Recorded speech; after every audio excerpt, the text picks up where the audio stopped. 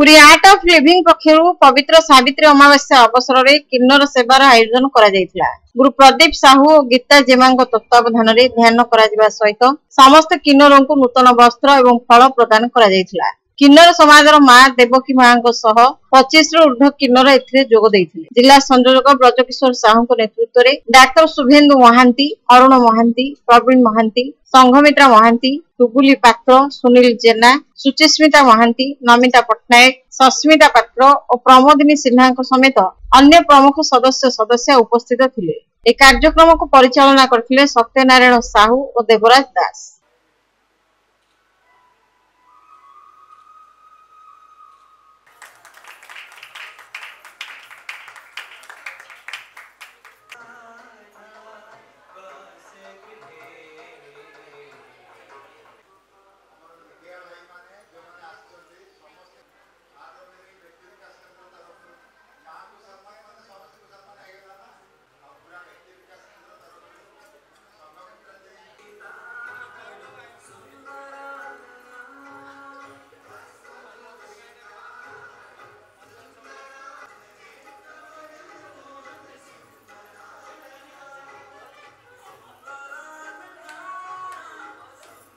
सावित्री अमावास्या उपलक्षे आम डिसाइड करूँ जो आम समाज पुरी जिते जन थर्ड जेंडर अच्छा किन्नर समाज जहाँ को आम कहूँ से मैंने भी बहुत भल लोक भगवान ईश्वर इच्छा किए कौ प्रकार जन्म पाई से तो निज इच्छा पाइनी तो से डाकिक आम सम्मानित करूँ पूरा आर्ट ऑफ लिविंग परिवार समस्ते सहित गोटे परिवार भाई आपण मैंने देखुवे भजन कीर्तन एवं उपहार दे समस्त को आम खुशी करूँ एवं सहित उत्सव पालन करूँ।